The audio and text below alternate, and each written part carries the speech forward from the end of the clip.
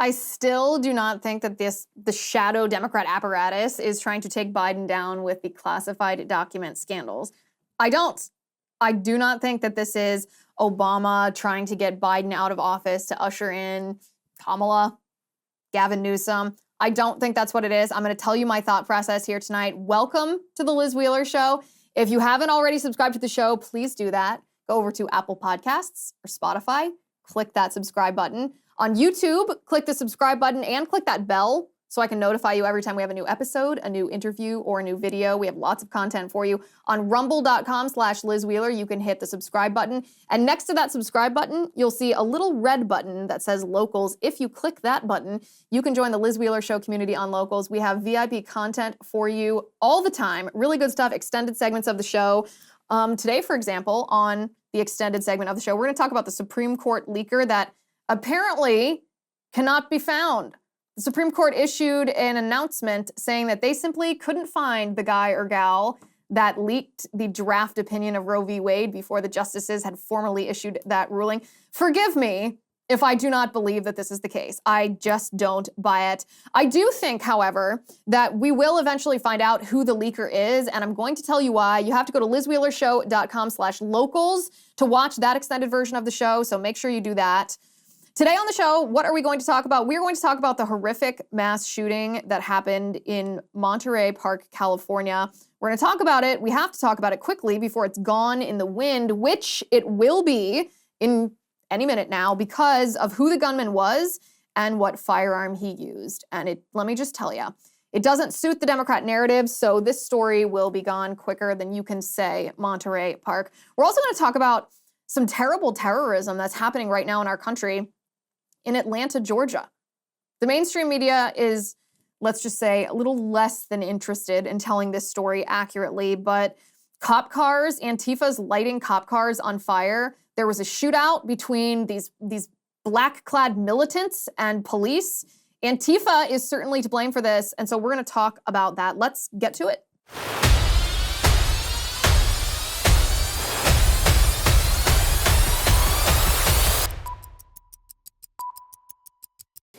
Okay, guys, I want to tell you about this new app that I love. It's called Upside. You may not know this about me, but I love doing photography. In fact, I once thought about doing a photography business. This is back in college. But as a hobby, if it's not a business, it can get very expensive, especially with the price hikes lately. That's why I have to tell you about my new favorite way to save money. It's an app called Upside. Upside is a really, really cool app for anyone who is feeling inflation, buying gas, buying groceries, dining out, whatever it may be. With Upside, I'm getting cash back on every purchase that I can then use to fund all of the pictures that I want to print to put in photo albums. It's basically cash back for just doing you, helping you offset inflated prices by giving you cash back on your purchases.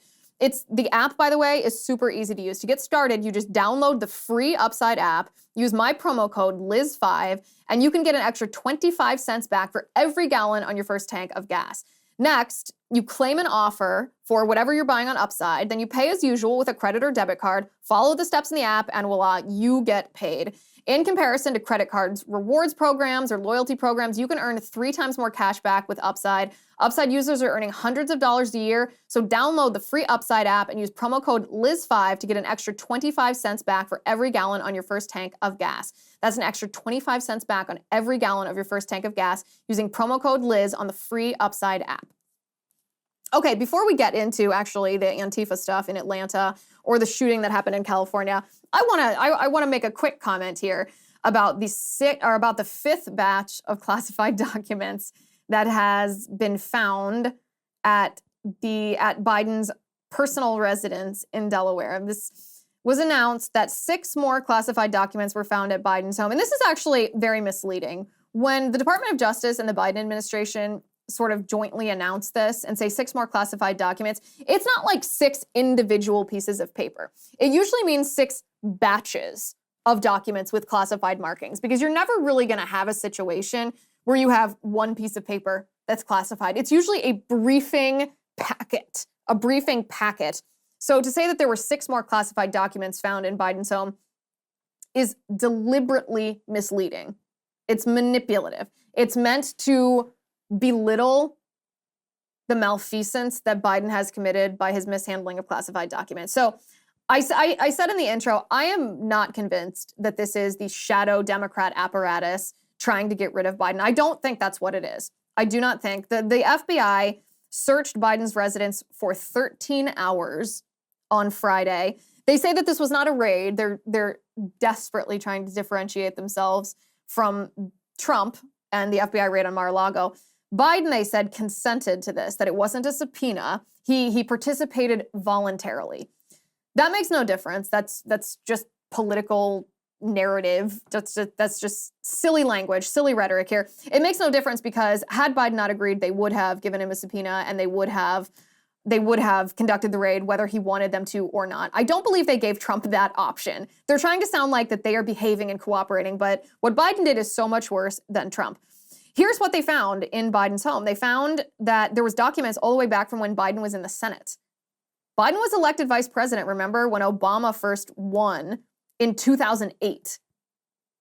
So there were documents, and that's even if that happened to be from the last year that he served in the Senate, even if that was 2008. How many years is that? That's 15 years ago, and that's the minimum. So at minimum, he's been mishandling classified documents, housing them in his home insecurely for the last 15 years. And that's the minimum. It could have been longer than that. We don't know. So here's why I'm not convinced that they're trying to take Biden out. Biden's an idiot. He should be taken out for this. This is not something that we should tolerate. But if the left and the Democrat apparatus wanted Biden out, they wouldn't do it with this gentle rollout. Because that is what we're seeing. You can compare the difference between how the mainstream media and the Democrats handled when the FBI raided Mar-a-Lago and Trump had that dispute with the National Archives about who had ownership of documents after he was president. Compare that to what we're seeing now. How is the mainstream media handling? How are they covering? What language are they using to describe Biden's classified documents scandal? What are the Democrats, the same Democrats that called for Trump to be prosecuted and convicted, imprisoned? What are they saying about Biden? This is a gentle rollout. The media at first called it an accident. Any pundits who actually criticize Biden, they're doing it as individuals just to try to salvage their reputation because it was less than 6 months ago that they were calling for Trump to be handcuffed and put in an orange jumpsuit and perp walked across the entire country here. They're trying to salvage their own reputations, but this is a gentle rollout. If this happened to Trump, the media would go wild. They'd be vicious. They'd tear him apart. This is not how the left would take out Biden. They wouldn't need to. They wouldn't need to do something gentle like this. All they would have to do is stop playing defense for him for 5 seconds if they wanted to take him out. Because half of the country already hates Biden. The Republican Party already dislikes him. The independents in the middle of the Republican Party and the Democratic Party, they're already dissatisfied with what Biden has done to the country, how it's impacting their lives. Inflation, gas prices, food, their wages feeling like they're shrinking because inflation's outpacing wage growth. Those people already don't like Biden. And then the radical left dislikes Biden because they don't think that he's Marxist, socialist, communist enough. So it wouldn't take a lot to take Biden out. They wouldn't have to do something like this to take him out. There's also no reason that the shadow Democrat apparatus would want to take Biden out, because the reason that Biden is unpopular is because of the results of his policies, the negative impacts that his policies are having on us. All of those inflation-related things are primary, but also the crime in our cities, the southern border, the botched withdrawal from Afghanistan, all of these different things. His obsession with green energy, when we know that that's just going to make our energy bills skyrocket, that's just going to cause food shortages, that's just going to cause energy shortages, all of this stuff. No other Democrat serving as president would be able to sidestep what Biden is rightfully suffering as a result of the repercussions his policies are reaping and how it impacts us. Because another radical leftist president would be pushing these same policies, which would have the same bad outcome, which would negatively affect people. And people would say, hey, wait a second, I'm dissatisfied with this. I don't like this. So this is not the Democrat apparatus trying to take out Biden. If they wanted to, they would, just unleash the truth about Hunter Biden. They would allow the Justice Department to rightfully charge Hunter Biden for selling access to his father when his father was vice president, for profiting off of his father's name, for Joe Biden profiting and Hunter Biden being the conduit to hostile foreign nations that were paying him off, like Ukraine and China.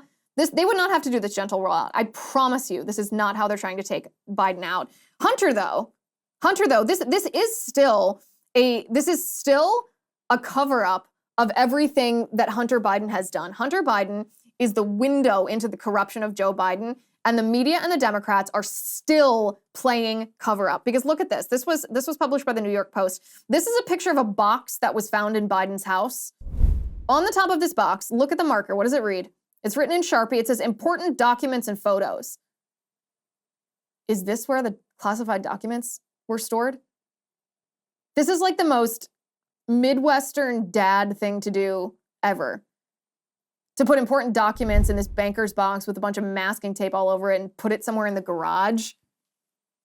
Look at this. This is a picture of Joe Biden in his Corvette, but look behind it. It's circled. That's a stack of the boxes. Is that the same box? That's the same box, right? That's the junk that was stored in Biden's garage. That's the important documents. That's the classified information. Holy what? And then, of course, we have the fact that here's a picture of Hunter Biden driving that same Corvette. Hunter Biden obviously had access to the places in Joe Biden's house where these highly classified documents were stored. If the left wanted to take out Joe Biden, that's all that they would do is they would focus on that. But they're not, because they're still protecting Biden, because in order to protect Joe Biden, you have to protect Hunter. This is not a takeout. Maybe we want it to be, but I, for one, don't necessarily want Joe Biden just to be ousted so that we get someone like Kamala. I want Biden to be out of the White House because we've elected a Republican, not because there's some other replacement for him who's going to be just as bad, like Gretchen Whitmer or Gavin Newsom or Kamala Harris or Adam Schiff or whoever's going to run for president when Biden inevitably does not in 2024. Okay, so on the opposite side of the country, out in California, there's an absolutely horrific shooting that happened on Saturday night at 10:22 p.m. Pacific time. There was 10 people killed and 10 people injured, in addition to the 10 people killed, in Monterey Park. It was at a celebration for the Lunar New Year, and it's horrendous. These are my least favorite types of things to talk about because you just think of that humanity and it makes me sick to my stomach. It breaks my heart to think about that. The left wasted no time in trying to politicize this before they knew any details about anything that had happened. We get tweets from blue check marks, people that are active in politics, blaming this on white supremacy, saying that this was racism, this was anti-Asian hate, actually blaming Trump. This one woman, Lacey Varasi-Banis, said, F Trump and the right for instigating this rise in anti-Asian hate. F your guns, this has to stop. Another blue check mark says, another mass shooting, Monterey Park, still surprised? Our joy, our resistance, never knew the safety you profess to miss. Can we please build coalition against white supremacy when your surprise is done? These blue check marks, and by the way, these aren't just random blue check marks on Twitter. Even Adam Schiff jumped in and he said, 10 dead in Monterey Park, I'm sickened. A horrific example of needless gun violence with bigotry towards AAPI individuals as a possible motive. The families are in my prayers as we seek information by law enforcement. We'll never quit demanding real action on gun safety. Okay, so white supremacy, bigotry towards Asian and Pacific Islanders, that's what AAPI, that's the woke abbreviation for it or acronym for it. And then F Trump and the right for instigating this rise in anti-Asian hate. So we got that. That's the narrative that the left tried to set immediately. These tweets went viral, by the way. I mean, look at how many views that were on some of these. Adam Schiff's tweet got almost 1 million views. That's a lot of people. That's a lot of people seeing this kind of thing. Well, it turns out this is not true. It's not even kind of true. The guy who committed this atrocity was himself Asian. You can see a picture of this. This is from the Los Angeles County Sheriff. This is an old Asian dude. He was 72 years old. His name was Hu Can Tran. You know my policy. I don't withhold the name of mass shooters. I understand that some places do that, and I don't. I'm not your gatekeeper. We're talking about things that happen in the country. We talk about what it is so that we can properly order our response to that. I'm not here to withhold information from you or to make a judgment about what you ought to hear or what you ought not to hear. And it's certainly not my responsibility or your responsibility or the media collectively, our responsibility to not talk about things because it might spark a copycat. No, that's not a prudent policy. That's media putting themselves on a pedestal, acting like they're better than you and that they can know things that you can't know, and I'm never gonna do that. This guy though, he was found, the shooter, he shot himself in a van outside of the venue where he committed this horrific mass shooting. So this is why I said at the beginning that we're gonna have to talk about this very quickly, because this shooting, as horrific as it is, 10 people murdered, 10 additional people injured, this is gonna be gone like the wind. 1 day from now, 2 days from now, done. Mainstream organization, media organizations, corporate media are gonna drop it like this. Because first of all, it's not white supremacy. This is an old Asian guy. It's not a young white male who got radicalized on 4chan, which is their favorite narrative. Trump inciting this kind of bigotry. That's not what it is at all. And according to the chairman of the Chinese Chamber of Commerce in LA, a guy by the name of Chester Chong, the shooting was basically a domestic dispute.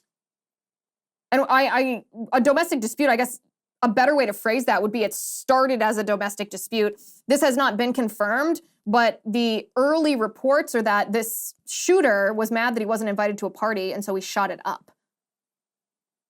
That's psychotic, satanic behavior to mow down humanity, people, because you're mad that you didn't get invited to a party, but that's not political. It's not white supremacist. It's nothing. It's none of that. The third reason that we're not going to hear much about this after the initial reports is because the firearm that he reportedly used was not a quote-unquote assault rifle. That's what authorities say. So it wasn't an AR-15. It wasn't a semi-automatic rifle that can be demonized based on what it looks like. We don't know what kind of weapon he used, but if it doesn't fit the assault rifle narrative, then how on earth is the left going to politicize this? If it's an old Asian dude that wasn't motivated by racial bigotry and he didn't use an assault rifle, then it's not useful for the left and they're not going to talk about it. You're going to get maybe another tweet about gun safety, but all that should signal to us is that the left isn't just interested in confiscating AR-15s, as bad as that would be, that they actually want to take away all firearms. All of them. They're just starting with AR-15s because they feel like that's the easiest way to condition the population of our country to continue to move that Overton window closer and closer to all guns being banned. All of them. Take them all away. So we're not going to hear much about this starting now, because that's the facts of the case. We'll have to watch it unfold. We'll see. I'm sure we'll get more information as it happens, and if anything changes, then we'll update it. But the left is not interested in talking about horrific violence unless it suits their political narrative. And the same is true in Atlanta. Atlanta's being lit up by Antifa, but this should be a nationwide story, but it's not. We're gonna talk about it though. But first I wanna talk about stamps.com. If you are a business owner, it's hard to believe that we're almost at the end of January already. For me, running my business, the most important thing is time management. That's why I use stamps.com to mail and to ship.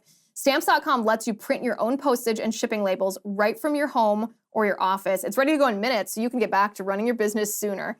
Postage rates, unfortunately, just increased again. Luckily, Stamps.com has the best discounts in the industry. With rates you literally can't find anywhere else, like up to 88% off USPS and UPS.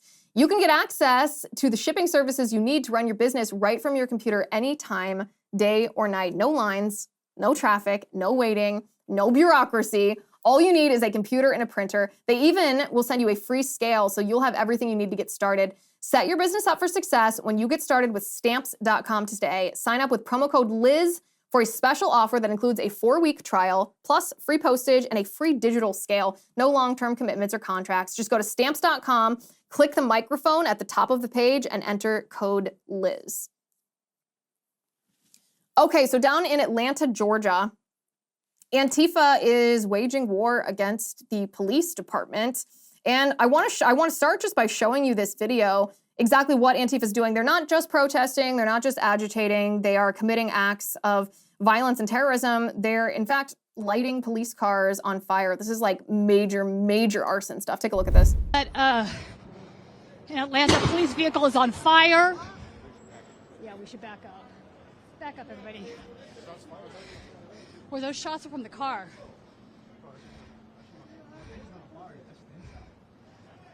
That is actually kind of dangerous. That's something, huh? It's not just an isolated incident. This terrorism that Antifa is waging against the police in Atlanta is becoming more widespread. You can see in this video, they're smashing up windows. They're waging an all-out assault on the city of Atlanta.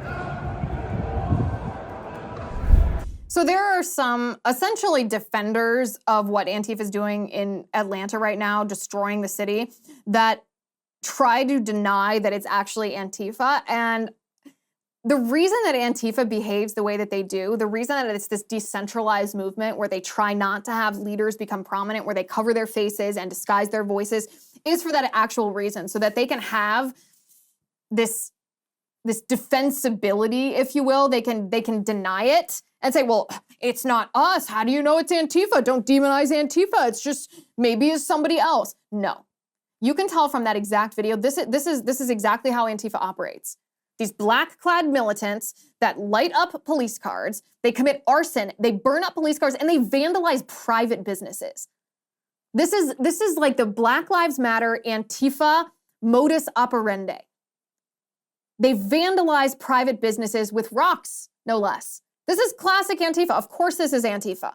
And by the way, the context of this entire violent behavior that is being levied against Atlanta right now is because a bunch of loser militants in Antifa are taking part in what they call the Defend the Forest movement. So let me explain exactly what's happening. Crime in Atlanta has been increasing over the past few years, and it's getting really bad. It's dangerous in Atlanta. The number of murders is increasing, the number of carjackings is increasing, and the Atlanta police need better training and better resources in order to keep the city safe. So what they're doing is they're trying to build a huge training facility on a piece of land outside of Atlanta. This piece of land is right now forested, and yes, they are going to spend almost $100 million building a training facility for police officers to learn how to better protect Atlanta. But the radical left, who are anti-police, they actually want to abolish police forces. They don't want people to be arrested. They don't want people to be thrown in jail. They want to abolish prisons as well. Like, we're talking the most radical of the radical. They don't want the Atlanta police to be better trained. They don't want law enforcement to be effective. And so what they're doing is they're pretending that they care about the land itself. They're pretending that they care about the forest. They're pretending that this is some sort of sacred land because it used to be a slave plantation and it was allegedly stolen from a Native American tribe back in the history of our country. And this is exactly what this Antifa, this group of thugs is doing. First of all, you'll see that they disguise their faces and they put their voices through a voice anonymizer so that they cannot be caught by these law enforcement. But this is what they're doing. We construct barricades to keep police out, police, construction, contracting companies. You hear gunshots all the time because there's a police firing range in this. Yeah, you can hear those shots right there. Occupying this forest is how activists are resisting the construction of a $90 million state-of-the-art police training center protesters call Cop City. They look like the Taliban. To call them losers is almost an insult to losers.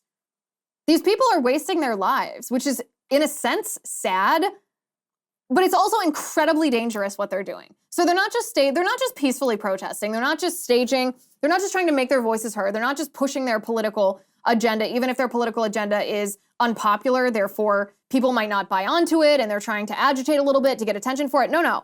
This is not at all what they're doing. So they are occupying. They've established an autonomous zone. by this forest. An autonomous zone, meaning they've declared themselves independent from any kind of rule of law. The autonomous zone, like we saw in the Northwest, up in Portland. Remember the autonomous zone in Portland and in Seattle? Remember all the murders and all the rapes, the anarchy that reigned when Antifa established their autonomous zone, and how the mayors of those cities just like respected it? It was mind-boggling because they were just like, well, they've declared they're separate from the United States. They're not subject to our rules and laws. We're just going to let them have their little camp, their little law-breaking camp. And we saw that it was an absolute disaster, aside from the fact that it was, I mean, by definition, more of an insurrection than anything the left has ever labeled an insurrection. If you are actually separating yourself from the United States as a nation and from the United States government and from law enforcement and from having to abide by our laws, that's more of an insurrection than, you know, anything that the left has ever called an insurrection. But what they did is these Antifa activists staged this occupation. They declared themselves an autonomous zone. And when police came to shoo them away, to get rid of them, one of the activists, a young man by the name of Manuel Terran, I guess he was also known as Tortuguita, which you guys can correct me if I'm wrong here, but does that not stand for little tortoise? I think it does. I think it does. You can tell me if I'm wrong here. But this guy, you see him on the screen here, he shot at police. He took shots. He tried to kill the police when the police were shooing them away from their autonomous zone. And as a result, the police fired back in response, as they should. They were justified in doing that. And Manuel Terran was a worse shot than the police. The police officer was hit, but he wasn't killed. But the police officer's shot in response did kill Manuel Terran. So it's sad when someone wastes their life like that. At the same time, you can't take a shot at police and expect to live to tell the story about it, and nor should you. Nor should you. That's a horrendous thing to do. So now these Antifa thugs are acting like this is a protest against cops. This proves their point, they say, about cops being ACAB, or ACAP, they say. All cops are pigs. I think the B stands for the B word. They do use ACAB. All cops are pigs. All cops are the B word. Abolish cops. There's a reason they're calling this Cop City.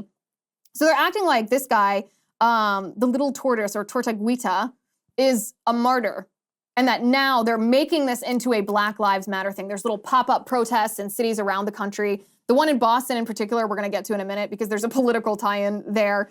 But they're making this all about this guy. Now, this guy himself, Manuel Terran, the Atlanta Community Press Collective scolded people reporting, any media reporting on this or anybody talking about him, because the Atlanta Community Press, let me read this to you. They said, Manuel used they, it pronouns, as we did in the above statement. Please make sure we are remembering them properly and respectfully.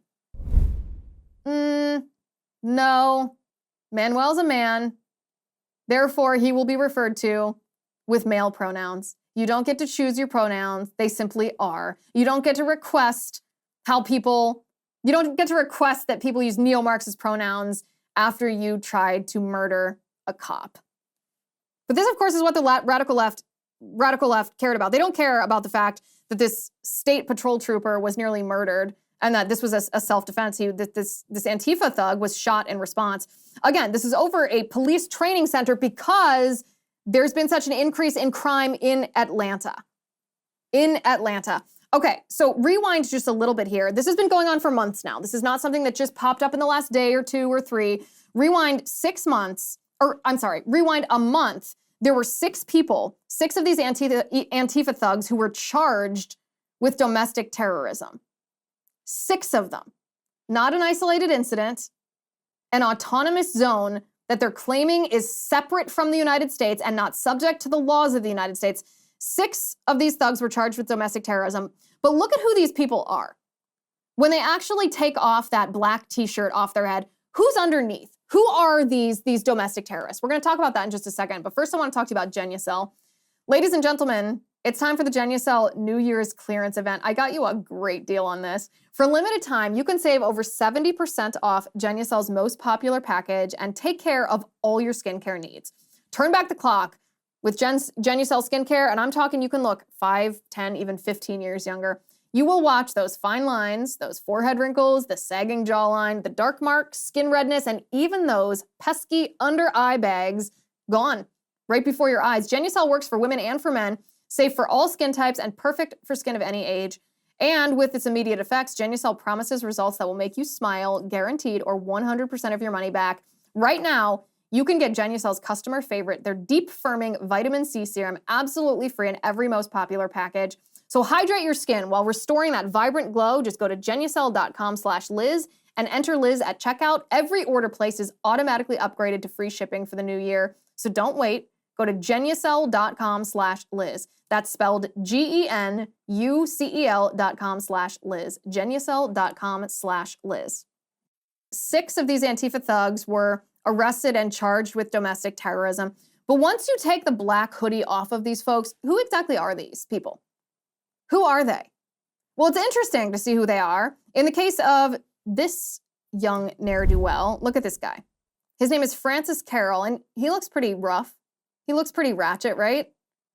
This is the son of a multi-millionaire who grew up in a mansion in Kennebunkport, Maine, George Bush country, where all the richy riches from the Northeast go to summer. This guy lived his life. He was born with a silver spoon in his mouth, and what does he choose to do? He commits domestic terrorism, and what's more is he was charged with domestic terrorism a month ago. Francis Carroll was. He was then released on bail, and while he was on bail, he committed more acts of domestic terrorism, for which he will be charged. This is interesting to me because the radical left likes to pretend that mass shootings, like the one in Monterey Park, is a young white male problem. In this case, they also added a racial element, whether it's, Trump, anti-Asian, or white supremacist bigotry, whatever it is, that turned out not to be true. But their immediate knee-jerk reaction is they want that to be the case. They want it to be a young white male. They want to blame it on men. They want to blame it on white people. And then additionally, they're hoping that there's a Republican aspect to it too, a Trump-supporting aspect, so that they can demonize everybody who votes for Trump. That's not true, of course, and shootings like Monterey Park prove that that's not true. That's why the mainstream media is not going to talk about it for very long. But the truth of the matter is, the reality of what we're facing in our country is there is a young white male problem. These Antifa thugs are oftentimes young white males who come from very, very wealthy, well-to-do backgrounds. They are being radicalized. They are being indoctrinated. Not by 4chan, maybe. They're being indoctrinated by the radical left. They're coming out of these public school systems where they're told that America is evil, that America was built on stolen land by founding fathers who were racist, that these founding fathers constructed a system of government that's institutionally white supremacist.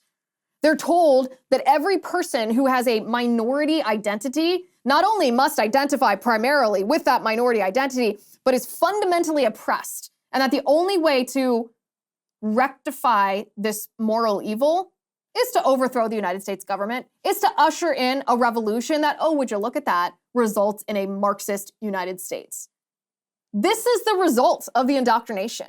This is the result of the Black Lives Matter narrative, the 1619 Project, critical race theory, queer theory. This is what it grooms. This is what it forms. It forms young people who are maybe idle young people. They don't really have religion. They feel adrift. They feel no purpose. They're looking for something bigger than themselves. They're looking for a purpose. They're looking for a fight, to fight on behalf of someone else, it can be a positive thing in everyone's life. We all seek God, something greater than ourselves. We all seek a purpose to make a difference in the world. We're all hoping there's something greater than what we're experiencing, the pain and the suffering and sometimes the trials that we experience on earth.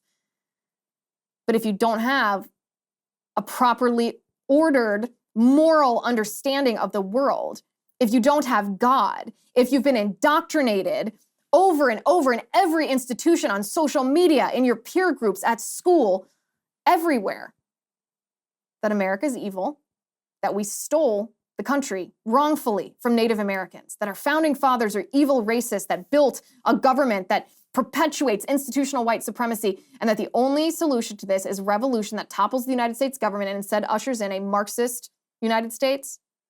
Well, this is what you get. This is exactly what you get.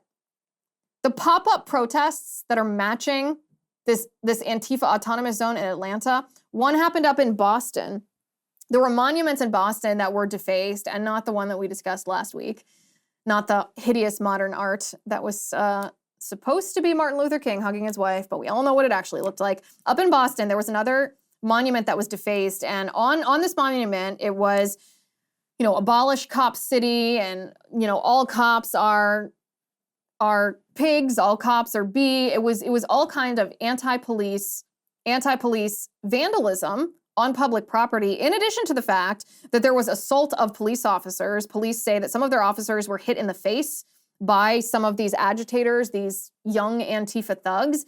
Well, one of these young Antifa thugs was arrested, and it turns out that it was the son of the second-ranking Democrat in the House of Representatives.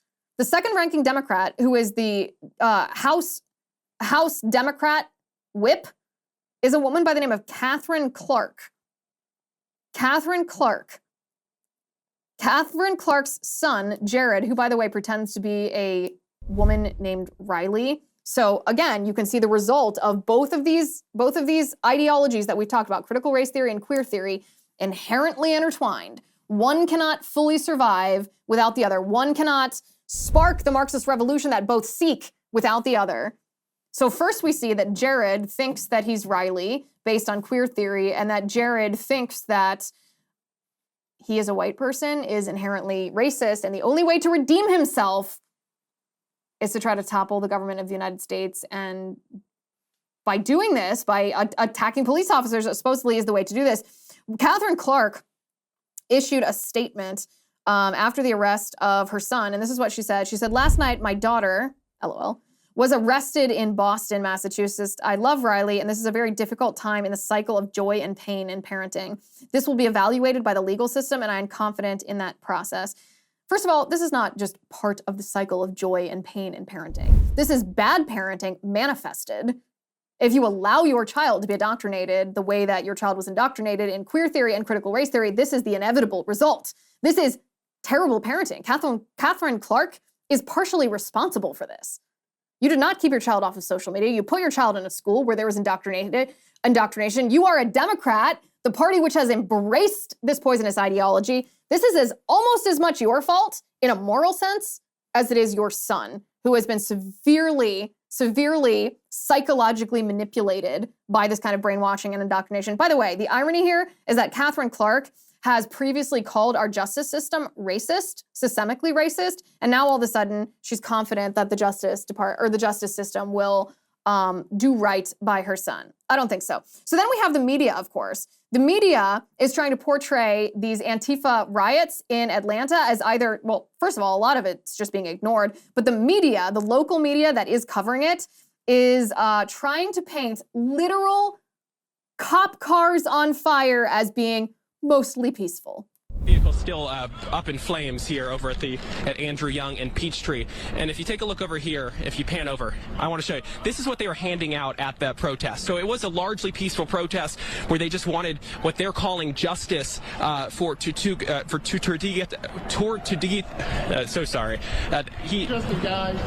And right now you'll see basically they want justice for him after the shooting that happened when Atlanta police and the different law enforcement agencies were raiding the forest over there to try to basically clear out the forest after everything that was going on. We're all related to mostly peaceful protests as the cop car is in flames in the background. This is like the CNN. Remember during the Black Lives Matter riots in 2020 in the summer of violence, the CNN reporter that's like, oh yeah, this is mostly peaceful, as like buildings were in flames behind him. This is the same thing. Of course, CNN itself did cover this briefly, but only to bring on a commentator that cautioned people, don't describe what's happening in Atlanta as violence. Don't use that word violence. And this is the reason the commentator gave.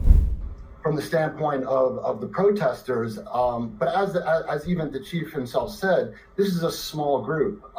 This is also within this Defend the Forest movement, there are no leaders. So people go off and do their own things. That doesn't just make them justifiable. But I do think that, you keep using these words, violent, and it gives the impression, I mean, the only violence or the only acts of violence against people that I saw were actually police tackling protesters.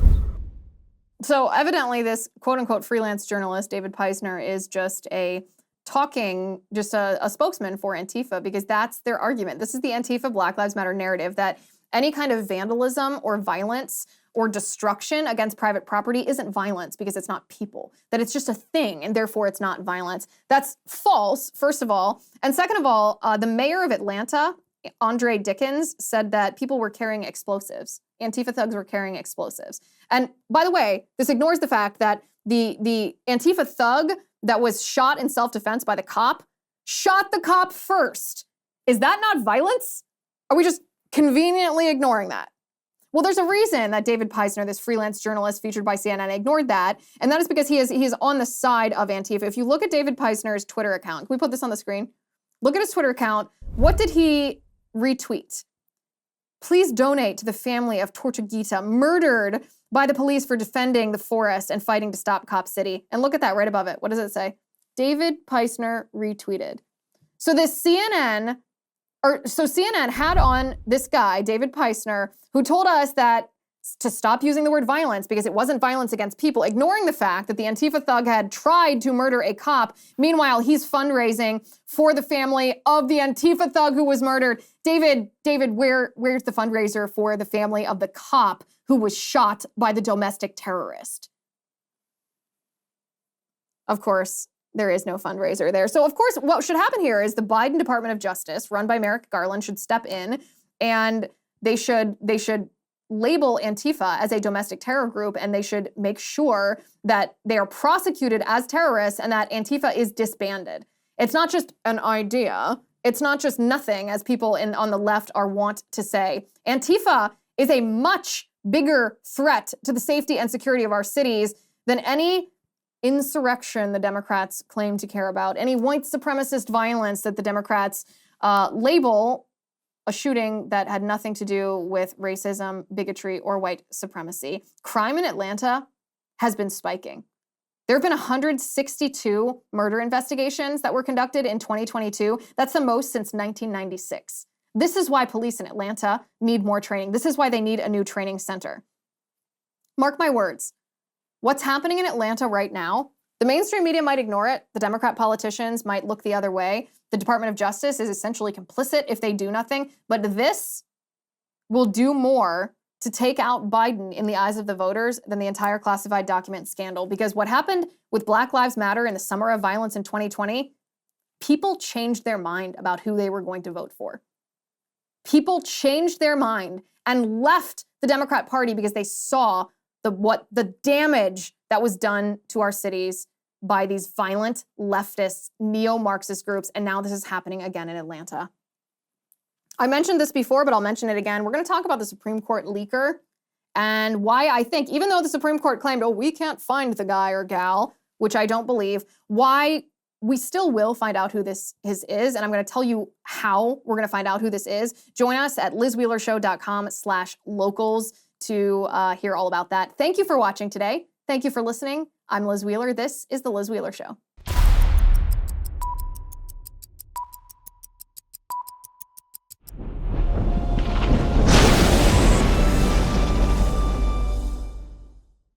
If you haven't already, give this video a thumbs up, hit the subscribe button below, and ring the bell to make sure you never miss a video.